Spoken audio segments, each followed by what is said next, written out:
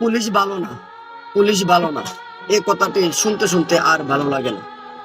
এই যে শুনেন, দেখেন একটি পুলিশ ভাই কি বলে। জানি না এই পুলিশ ভাইটি কোন মায়ের সন্তান, কিন্তু অতটুকু বোঝা যাচ্ছে এই পুলিশ ভাইটি একটি সৎ এবং আদর্শবান মায়ের সন্তান।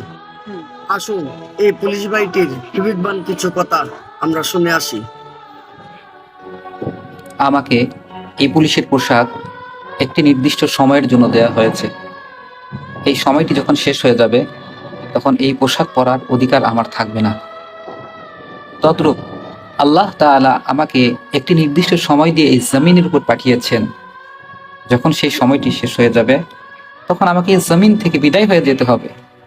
শুধু আমাকে নয়, সবাইকে বিদায় হয়ে যেতে হবে। তো আমি কি নিয়ে বিদায় হচ্ছি?